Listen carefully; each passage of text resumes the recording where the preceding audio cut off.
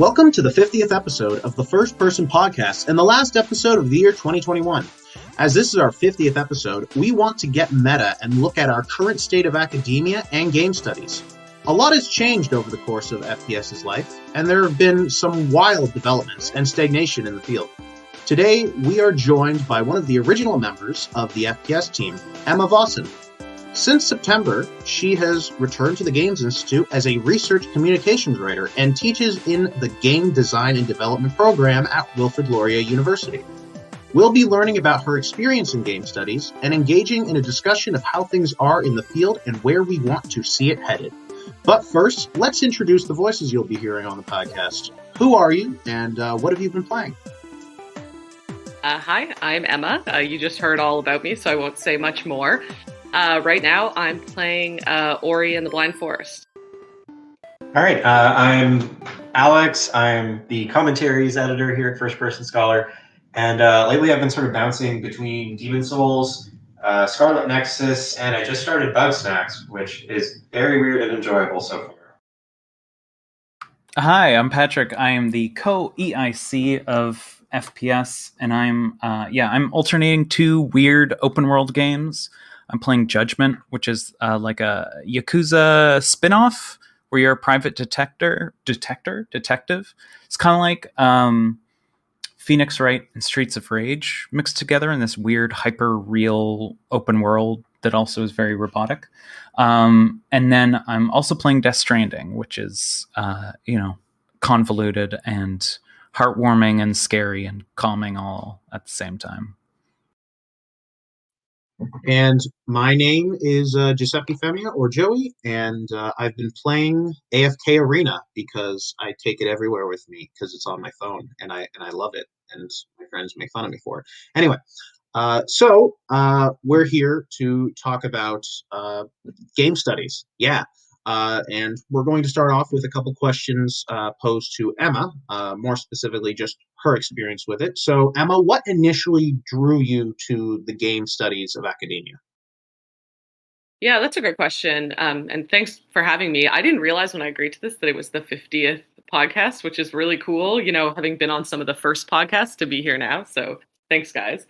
But yeah, as far as what drew me to game studies, I would say actually, I was actively repulsed from game studies for a long time. I didn't want anything to do with it. I had been playing games my whole life. I loved games, but when I got sort of more of a glance at academia when I was in my master's and later in my PhD, I kind of saw what game studies was, and I didn't want anything to do with it. And I will say that was, partly sort of internalized misogyny, but it was partly, how I was treated in those spaces. But, essentially, despite having played games, from the Commodore 64 all the way up until at that point, I guess it was the PS3 era, I just felt like I could not possibly ever exert any expertise on games because of my gender. And so I was not drawn or attracted to game studies. I tried to stay away. But over the years at Waterloo, I kept writing about games. I kept writing for FPS. And eventually my desire to talk about games and to write about games sort of outweighed my incredible discomfort being a member of game studies. So yeah, I basically was writing a dissertation about comics, and that was what I studied in my master's as well.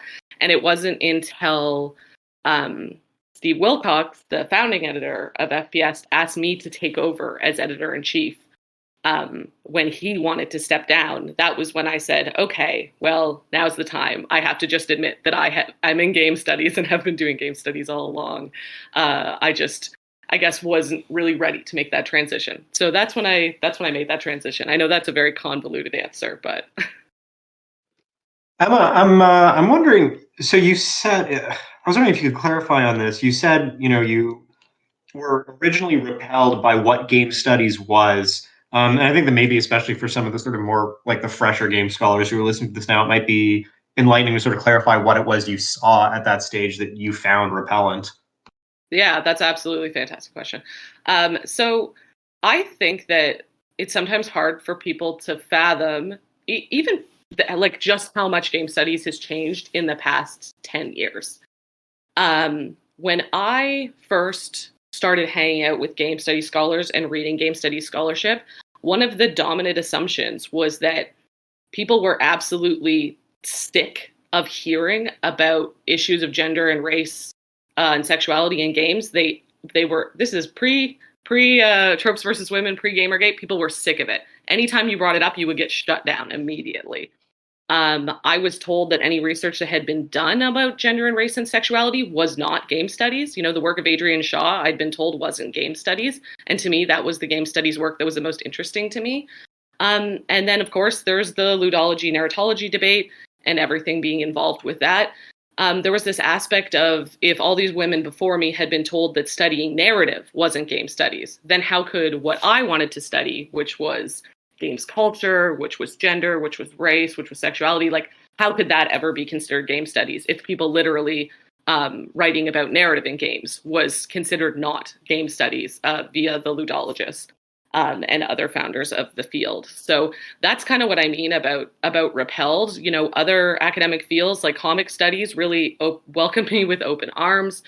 Fan studies, I spent some time dabbling in there. It was really welcoming. Sexuality studies, pornography studies, these were all fields that I dabbled in and were so welcoming. And game studies was the opposite in every way. It was all the things I hated about games culture, but it was sort of doubled down because that expertise that you needed to participate in games culture was increased in game studies. You were expected to have even more expertise than you were to just be accepted as a normal gamer. And I had always had trouble being accepted as a normal gamer. So being accepted as a game scholar, I thought I never would have a chance. So yeah, that's kind of some elaboration on where we were at 10, 11 years ago. Yeah, that's great. So just in terms of your own academic experience, how did you get involved with First Person Scholar? Yeah, so when I started my PhD in 2012, like I said, I was studying comics and sexuality. I was planning on writing a dissertation on Alan Moore's Lost Girls, which, if you haven't read it, is a masterpiece. And part of me still mourns that I never wrote that dissertation, but everything worked out well for me, so it's okay. But that's what I was studying. And the cohort before me and my cohort was a very game studies dominant cohort. So I was meeting people who were very involved in game studies. I was getting along with some of them, not getting along with others. There was a game studies reading group that I was a part of. And I think that also informed some of my early non-interest in game studies, is the sort of things that we were reading in that reading group. I was like, I don't care about platform studies, you know? So that also had some effect. But essentially, I kept going to the reading group and I kept writing stuff for FPS and I kept hanging out with the guys who were running FPS. And Neil and I, Neil, the director of the Games Institute, we hit it off right away. Neil was not like any of these other scholars that I had met before. Neil was so welcoming and so, I don't know, Neil was just so different. So right away, I just kind of wanted to be involved in anything that Neil was involved in. And so I think that by wanting to be involved with the GI, I sort of got, I don't know, I sort of like got pulled into FPS. And I will say how I really got involved with FPS was that at the beginning, one of the biggest questions FPS would get was, what's the difference between an essay and a commentary? And no one could answer this question. Can you answer it for me, please? I like to think that I helped make that distinction. When I was there, that a commentary was a much more subjective, personal take. Maybe it was a more free-form take. Maybe it was a more experimental take. Basically, I wanted to come in and give the commentary section an identity, because at the time, the commentary section was essentially where essays that they didn't think were, like, essays would get slotted there if they didn't seem like an essay. And I didn't like that, because I was like, you know, a commentary is still academic work, an important academic work. And so I really wanted to change that. And let me tell you, I went to an FPS meeting. It was in the summer. It was like a 4-hour long meeting. And the meeting was about, what are we going to do going forward? What's the identity of the publication going forward? And I went into that meeting thinking, oh, I'm just like a member at large. I'm just like on the fringes of FPS. And in the middle of the meeting, I exposed some of my thoughts about the commentary section. And Steve Wilcox looked at me and said, "You're the commentaries editor now." And I was like, okay. And after that, that was about 3 days before Gamergate started. And I'm not joking, like at that meeting, I said, "Hey guys, there's this thing happening on the internet. Like, I think it's going to be a really big deal. Like, it's not good." And then so part of the first thing I did with the commentary section is I said, we need to quickly, we need to quickly intervene in this discourse and discuss what's happening. And I put out a piece about Gamergate, and Catherine Cross then read my piece and put out her piece on Gamergate. And those were two, as far as I know, of the very first academic pieces of writing ever published about Gamergate. And it was a debate at the time if we should talk about it at all. Some people who were involved in FPS wanted to just not ever mention the word. But I was like, no, we absolutely have to. Like, this is literally the reason why we exist. Like, why would we exist if we're not going to talk about stuff like this? And so, yeah, that was once after Gamergate happened. Like, I didn't mean to join FPS, I guess. But after Gamergate happened, I was involved. So what have you been up to since you left FPS? Yeah, so I first, I guess, finished my dissertation. After I stepped down in my term as editor-in-chief, my first priority was getting my dissertation finished. If you're listening and you're interested, my dissertation is called On the Cultural Inaccessibility of Video Games, and it is free to read online. So I finished that up, and then I went on to do 2 postdocs, one at York and one at the University of British Columbia. And through that, I was, organizing conferences and doing some other things. I published a couple articles. One of them is called There and Back Again on Tolkien and the Remediation of Exclusion in Games Culture. And another one, which is called Tom Nook, Capitalist or Comrade, on the Millennial Housing Crisis. That's probably not actually the title of either of those articles, but it's close enough for you to Google it. Academic titles are hard to remember, even when it's your own. And I also published a book that's called Feminism in Play with my colleagues Gerald Voorhees and Shona Gray, which you can buy where any books are sold. So yeah, that's kind of what I was up to then. And then postdocs, the pandemic was happening. So I kind of took some time postdocs, honestly, to be like, I am done with academia. Like, I was really ready to just like absolutely cut ties, walk away forever. And then, I don't know, over the course of the year, I kind of sat with it. And I went back and forth on my decision about 100,000 times. And then I started teaching again this fall. And I am teaching a class called Critical Play that is about teaching game designers values in play at Wilfrid Laurier Brantford in the game design program. And that's something about that experience. I don't know what it is. That program is run by Steve Wilcox, the previous editor-in-chief of FPS.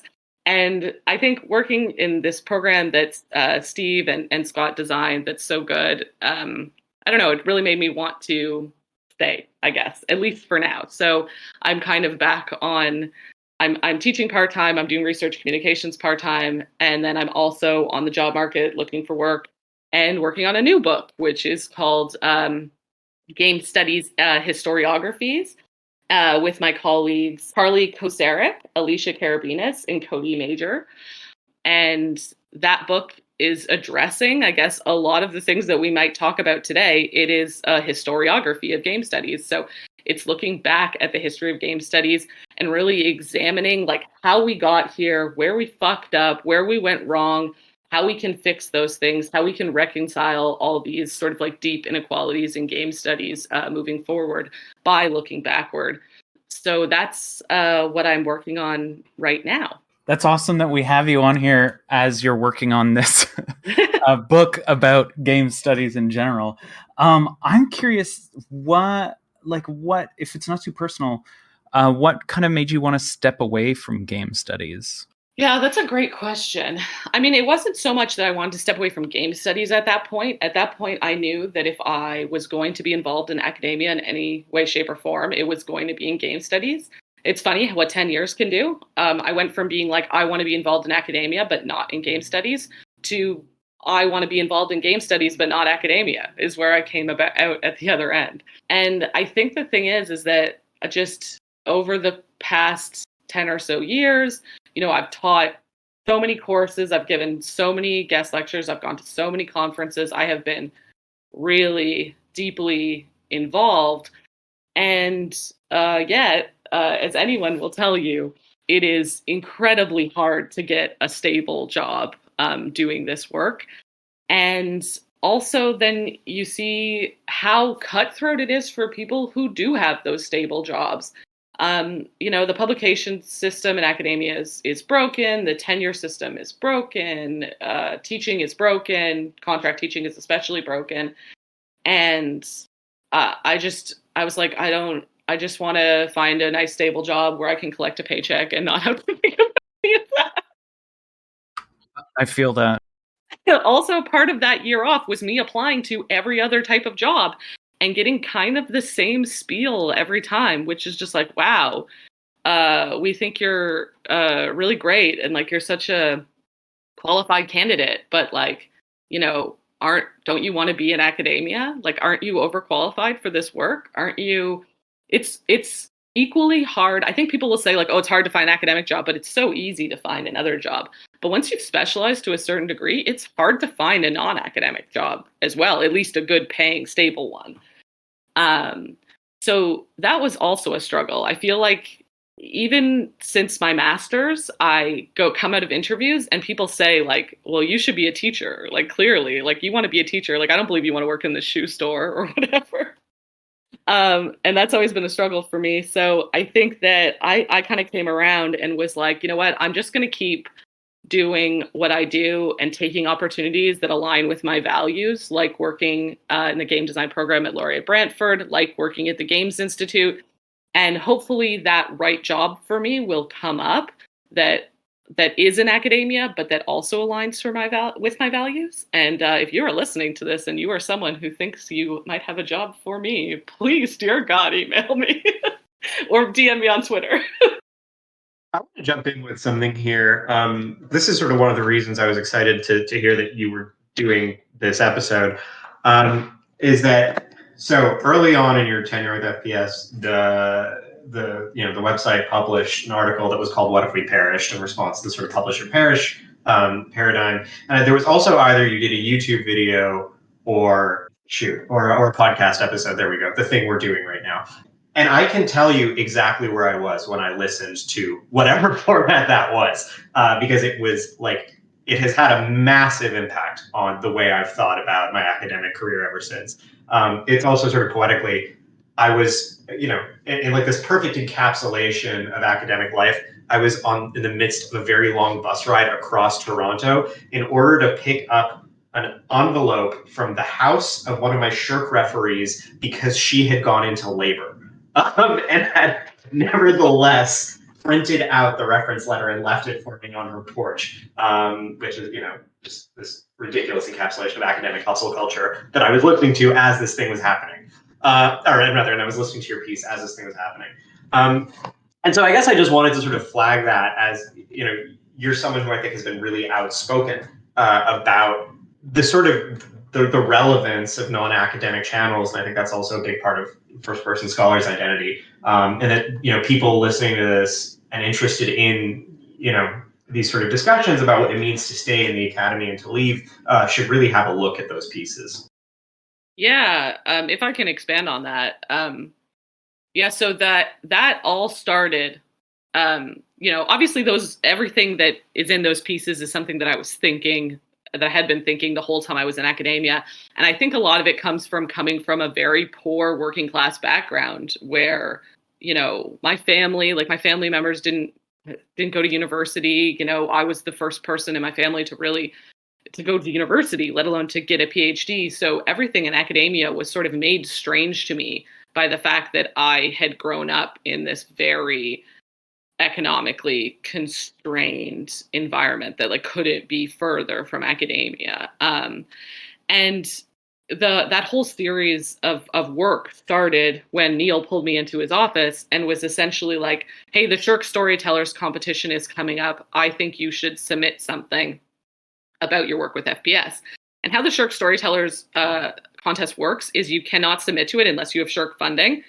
And even though I applied for Shirk funding every year of my PhD, I never got any. But because Neil had Shirk funding, he could sort of grandfather me in because I was working under his Shirk funding. And thank God he did, because it was such an amazing experience. And so it was at first a 3-minute video that you can find on YouTube called Publish with Purpose, First Person Scholar. And then that became the piece that's in FPS that you can find there. And then that became my first ever journal article in, interestingly, the Journal of Working Class Studies, in a special issue about academic poverty. And that article is called Publish and Perish. And it kind of investigates what we're talking about right now, which is this interesting point in my career where I'm at, where I'm like,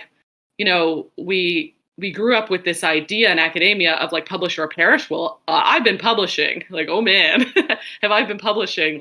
I've done traditional publishing. I've done knowledge mobilization. I did a 40-minute documentary about my research with CBC. I have talked to the media. I've gone viral on Twitter. I've done all the different types of, I've done podcasts. I've done videos. I've done YouTube. I've done all the different kind of publishing you can do. And it's a very real possibility that I might still perish. It's a very real possibility that I may never get a job in academia, that I might be teaching contract for, $6K a contract for the rest of forever if I don't find a more stable job. And I'm not saying that to be a downer. I'm saying it to acknowledge the real fact that most people who get PhDs do publish and still perish. Most people don't.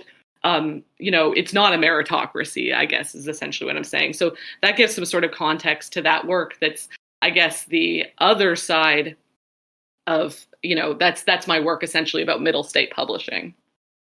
I want to add, if you want to read this article, it's on FPS. If you go to our homepage about FPS, it's the first link after it talks about kind of what we're about. And you wrote that 5 years ago, and it's still so true. Everything you put in there.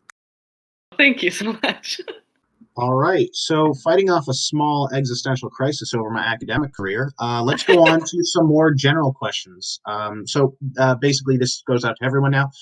What are some of the, and we've touched on this a bit, but just more in depth and generalized and more specific, all of them at once. What are some of the issues and challenges that you have experienced in game studies or just academia in general? And I have some really good stuff for this, but I want to see what everybody else says first. Joey, why don't you kick us off? All right, if you insist. So there are a couple issues that I find with just the way that game studies itself is situated in academia, because for us, for me specifically, I am in the English program for a PhD, and I have to specifically situate myself within game studies because everyone's thinking, oh, isn't it a computer science or a psychology thing more so than an English thing? I'm like, no, there are narratives. But even then, that's not really how I'm looking at it. I'm looking at it from a rhetorical angle. And when we do look at it from this kind of rhetorical angle, it is something that we can observe just like any other media.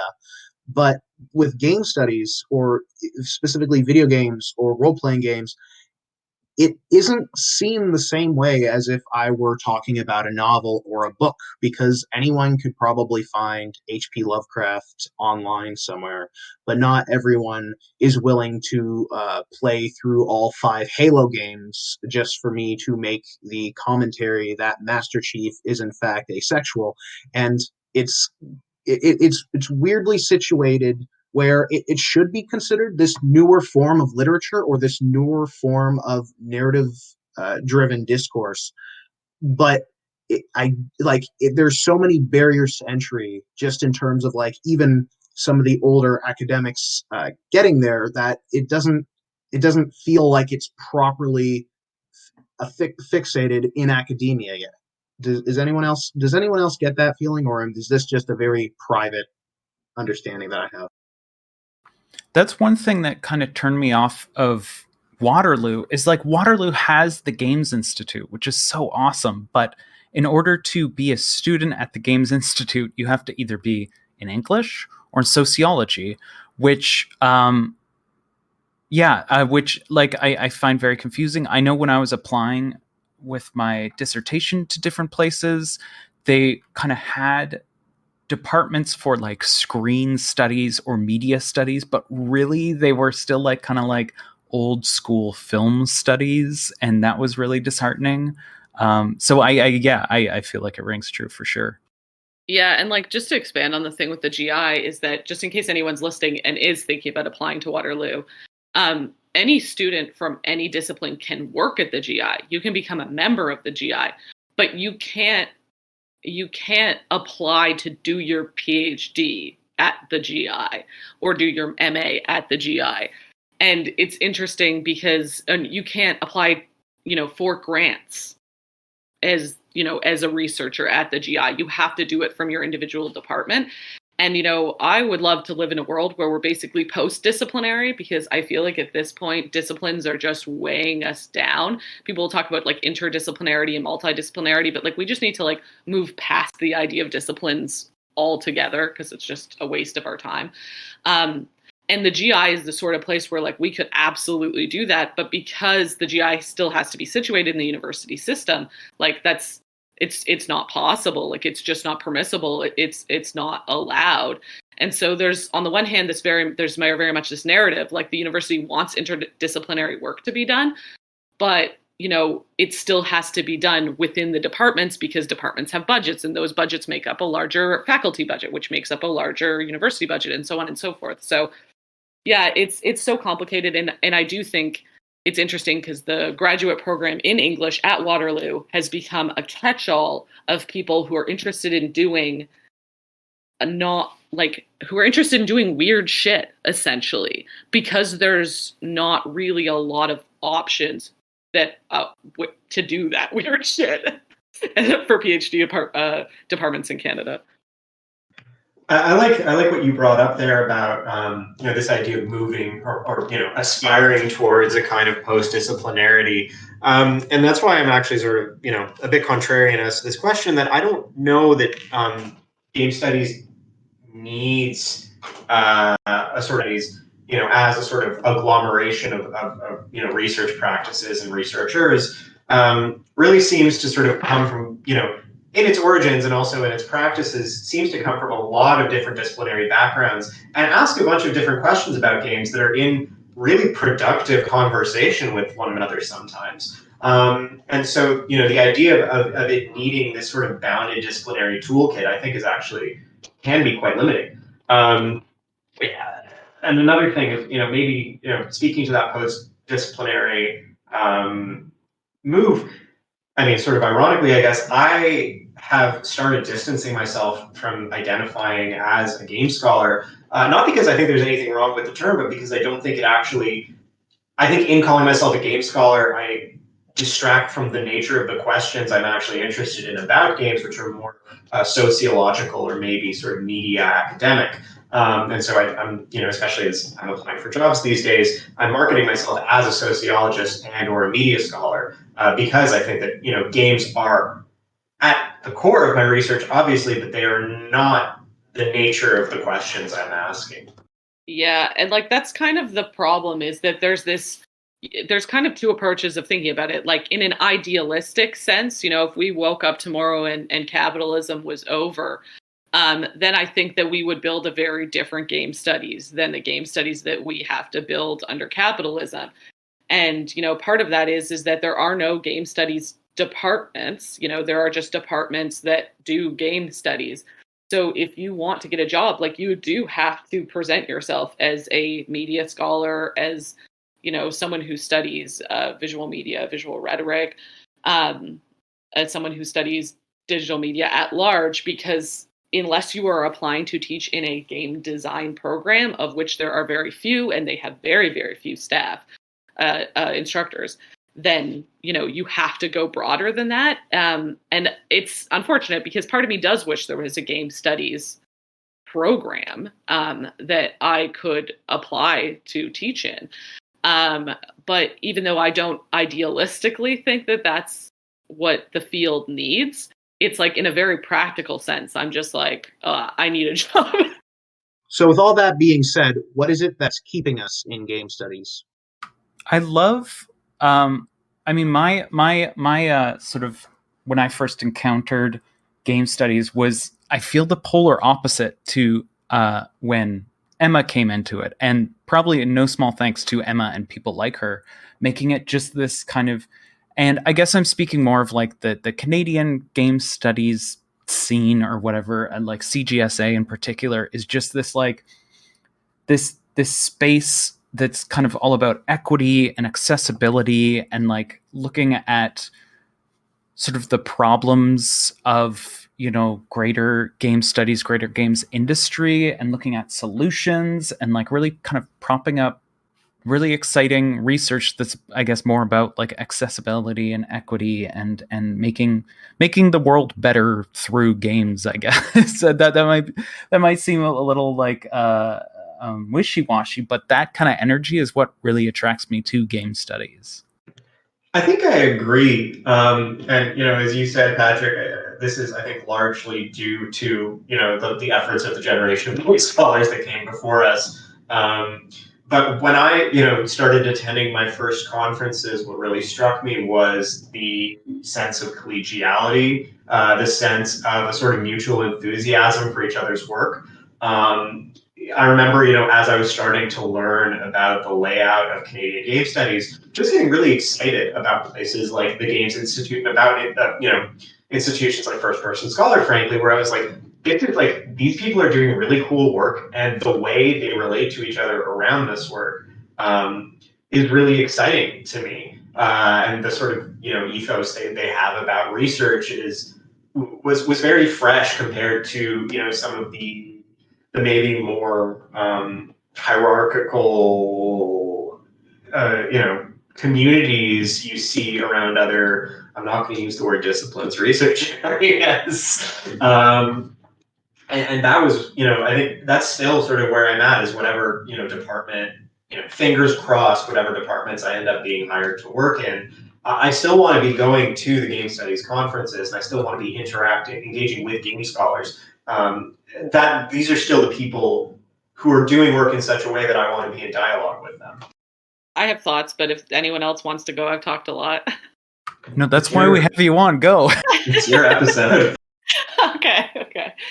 I would say it's interesting because my dissertation was about accessibility, or what I coined in my dissertation is cultural accessibility. So once you take away, physical accessibility issues like internet access, like having the capital to buy video games, like having the physical ability to play video games. When you take all those things away, video games are still incredibly culturally inaccessible, especially to women and especially to people of color. And a lot of my dissertation was talking about game culture at large, obviously. But one chapter of my dissertation, which is going to be in the game studies historiography's book, is about the inaccessibility of game studies. And it's looking back at the actual writing that was done early on in game studies. It looks a lot at First Person, the book that I had to read when I did my comps in game studies, which I think is an awful book that people should stop teaching. And it looks at the sort of sexism in game studies, the sexism of the ludology and narratology debate. And it basically outlines all the reasons why game studies would be inaccessible to people who are not cis heterosexual white men. But at the same time, what has made game studies accessible to me, and why I stay, is all the people who kind of were pushed out of game studies who made sure that I stayed, who who kept in touch with me, who kept me funded, who kept me in work, who got me jobs, who invited me to be part of their books. And I think that there is this really interesting community in game studies, which hopefully now people just come to game studies and they look at all these people and they think, oh, this is game studies. But when I joined, it was this very narrow, like, unless you are a ludologist, you are not part of game studies in absolutely no way, shape, or form. Like, there's cultural studies that is about games, not game studies. There's narrative study about games, not game studies. But now I don't think people see that. I don't think people know about a lot of that. And thank God, like, that's how it should be. But it is a lot of those people who were pushed out of game studies. There's a chapter in my upcoming book by Adrian Shaw talking about how, they don't necessarily identify as part of game studies because people within game studies did not accept their work, even though their work is absolutely foundational. I've heard that people say the same thing about T.L. Taylor. Her work is foundational. I've heard people say the same things about Kashona Gray. Her work is foundational. Anyway, so it's really those people, including people like Steve Wilcox, like Neil Randall, who've really kept me in game studies. Like, I have tried to escape at every waking moment. I've tried to get out so much. And it just, I don't know, it never works. I always end up back here. And I like to think that if I had any impact on game studies at all through First Person Scholar, through my time at CGSA, through anything else, it is sort of pushing these boundaries of what game studies is allowed to be out so that people accept work like mine and, hopefully like yours and like anybody else who wants to be part of game studies as part of game studies. If you are studying games, in my opinion, you are part of game studies. And to anyone outside of game studies, that probably sounds like a stupid statement. But to anyone inside of game studies, that's a radical statement to think that all you need to do is to study games. So yeah, I guess that's my answer, is that what's keeping me here is all the good people who I've met who I guess outweigh all the shit people I've met. Amen. I love it. That's awesome. Hear, hear. So that being said, and I think that covered up a couple of the other questions that we had rather nicely. So where do we as scholars, or as people who might not be scholars in the future or are looking at other things, where do we see ourselves situated in game studies down the road? I'll go first with this one, I guess. But I find there's a lot of, as we were talking about earlier, like a lot of pressure that I hate about this whole publish or perish thing. It's still very present.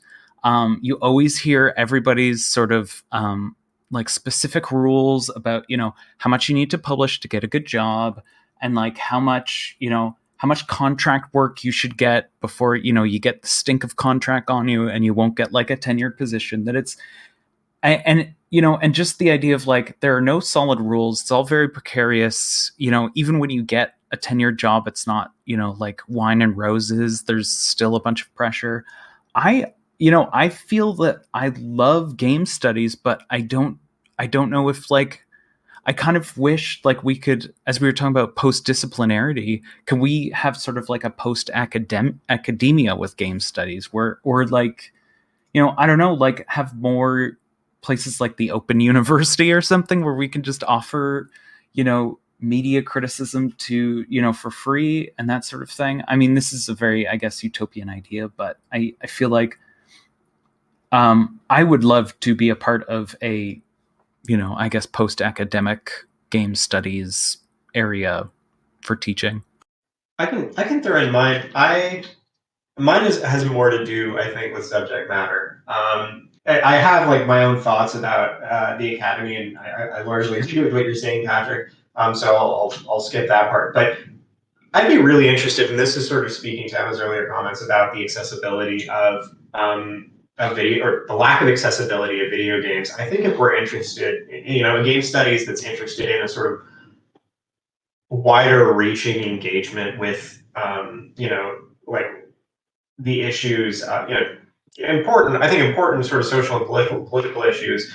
I would love to see sort of expansion of the sort of proper objects of game studies, certainly beyond the video game, because we play in so many ways, and we play so many kinds of games that aren't the video game, that don't have that same, sort of very narrow social scope. And we're already seeing a lot of this and have been, we mentioned T.L. Taylor a minute ago, whose work I love because it really sort of shows how much more is happening than a game when someone is playing a game and all the different sort of actors and communities that get pulled into the act of playing. And I would love to see sort of a widening of our research objects to encompass a greater diversity of kinds of play and kinds of games. I'm sort of advancing this. Obviously, I'm sort of tooting my own horn here because I do work on analog play. But that's still a very, privileged research object. The more research I think on child's play would be really interesting, or things probably that are way outside of my area of awareness. But just looking at the other ways that games sort of fit into the way we live and experience the world right now, I think would be really enriching for the discipline as a whole. It's funny you say that because that kind of transitions well into what I was going to say, which is that some of the current projects one of the current projects I'm working on, it's called Moving Beyond Battle Stations. And it is me examining some of the sort of visual rhetoric, I guess, of PC components and PC builds. And I'm looking at a lot of YouTube videos of women building their first computers. I'm looking at a lot of advertisements for graphics cards, those old school graphic cards boxes that have boobs on them, that sort of thing. And so I do think that aligns with a lot of what I'm interested in, which is that I think that we have just an incredible wealth of material that we can be digging into as game scholars. And we have been digging into, 5% of it. And so looking forward, part of why I want to expand game studies beyond this incredibly narrow masculinist gatekeeping sort of definition that was set out by Arseth and Bogost and all those other guys, is because there's so much that needs studied, that should be studied. And people can't study it if they don't think that they have any right to talk about games academically. So I guess that's for my future involvement in game studies. I do like the work that I'm doing now, which is essentially working with very young game designers 4 years before they go into the university or go into the industry, and saying to them, hey, this is what the industry is like. This is what's happened. This is the history of games. How can you make it better? And that has been received incredibly well by my students this term. And I think that's probably where I can make the greatest impact. Whether I can find a job doing that full time or anything like that full time is to be seen. But in the meantime, I'm just going to keep doing my weird work that may or may not be game studies and see where it takes me. Whether or not it's called game studies, it definitely is important. Thanks, Patrick. So, with regards to where I want to situate myself in game studies, I would very much like to teach it. I do not want I am interested in role-playing games, specifically Dungeons and Dragons and tabletop role-playing games, because when I was in high school, that was like the thing that clicked for me, and I fell in love with it, and I've wanted to play it constantly ever since. And that has ate up hours of my work week. And that is something that I really vibe with, and I want to explore and study all these components that go into it, the role-playing aspects of it, the narrative creation, the rhetorical discourse surrounding it, the design choices made within each part of it. And I find that gets really hard to do when you have to keep explaining what Dungeons and Dragons is to a bunch of academics that have never played the game. And I probably couldn't do that for myself if I had not played the game. So it gets frustrating after a while. So in terms of where I want to be situated, I would love to be situated in a world where everybody's played Dungeons and Dragons, so that I can actually talk to them about the ideas that are brought up, and that I can explore pretty much freely with what I want to do. And I understand that there are a lot of barriers to that. But more so than anything else, I would like to teach it. I would like to teach a course designated specifically to game studies, and I hope I'm going to be doing that in my PhD in my third or fourth year. But more so just like teaching students like all the cool things that there is in game studies academia that I never got to learn until like the 5th year of my undergrad. I mean, I need to point out like how different this is from a conversation that this many people would be having about game studies 10 years ago, right? Where, this thinking back, especially because I've been reading a lot of this old literature, people talking about how like, oh, people who study film and novels might come and try to colonize our field. And we're just like, welcome everyone, coming. It's such an extremely different vibe. I feel like there's something about the like humbling about the historical experience of watching your research object like blow up and then become kind of passé, and then everyone's talking about VR in like the space of 10 years. All right. So then, with that all being said, I think it's time that we outro ourselves. So just tell us who you are again, reintroduce yourself, where can we find you on Twitter and or whatever social media you have, and that'll wrap it up. So I'm Emma, and you can find me on Twitter at Emma H. Vossen and on Instagram at Emma V. PhD. I'm Alex. I am still the commentaries editor of First Person Scholar. You can find me on Twitter at Alex_I_Chalk, CHALK. I'm Patrick. Also EIC, not really doing much social media stuff lately. But as you may know, FPS is going into a brave new world, and we're open to a lot of stuff. So please, if you want to contribute, if you have some ideas, get in touch with us. It can be EIC at firstpersonscholar.com.